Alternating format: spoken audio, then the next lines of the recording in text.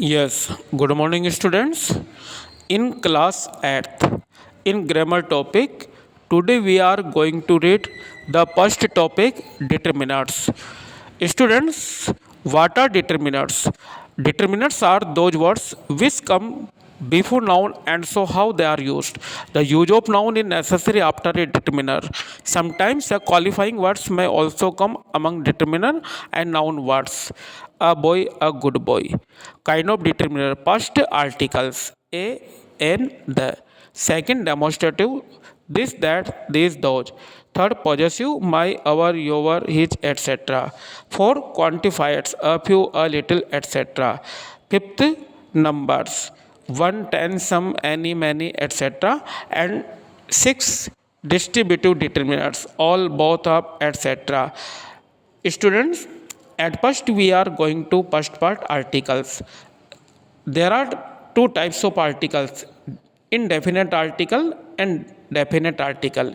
Indefinite article we use a or n, and indefinite article we use the use of a and n. Indefinite article a and n are called indefinite articles. The use of a and n is basically related with the sound of pronunciation of word. A is used before words which begin with consonant sound, no matter whether their first letter is a vowel or a consonant. Example: a man, a boy, a university, etc. N is used before words which begin with vowel sound, no matter whether their first letter is a vowel or a consonant. Example: an apple, an hour, etc. तो बच्चों, जैसा कि indefinite article में ए और N का use होता है, तो अक्सर स्टूडेंट की थिंकिंग ये होती है कि जिस नाउन का first letter A, E, I, O, U vowel हो तो उसमें एन लगेगा. ऐसा नहीं होता है.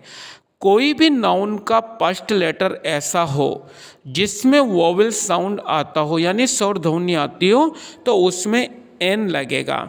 जैसे MBBS. अब बच्चों यहाँ पर MBBS जो वर्ड मैंने बोला, तो इसकी स्टार्टिंग M से हो रही है. M किसको बिलोंग करता है? कॉन्सोनेंट व्यंजन को. लेकिन फिर भी N क्यों लग रहा है? क्योंकि जब MBBS M जब हम बोल रहे हैं तो इसमें काय की ध्वनि आ रही है? ए की. जैसे मान लो my father is an MLA. My father is an MLA. तो एन क्यों लगा वहाँ पर? क्योंकि एम में काय की ध्वनि आ रही है? ए की. तो बच्चों, कोई भी नाउन यदि उसके फर्स्ट लेटर में वोवेल साउंड आता है तो फिर हमें काय का यूज करना है? एन का.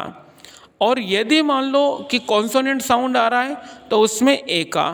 जैसे मान लो कि यूनिवर्सिटी. अब यूनिवर्सिटी में यू क्या है? वोवेल को बिलोंग करता है, स्वर है, ए, ई, आई, ओ, यू. लेकिन यूनिवर्सिटी का फर्स्ट लेटर तो यू है, लेकिन ए क्यों लग रहा है?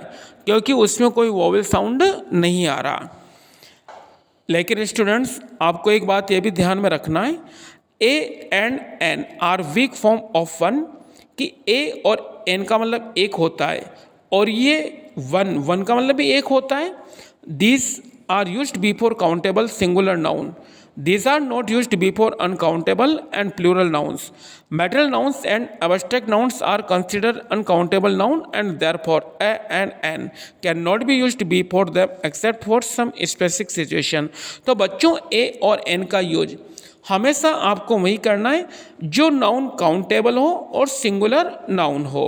उसके बाद हम नेक्स्ट टाइम पढ़ेंगे definite article the. Thank you very much.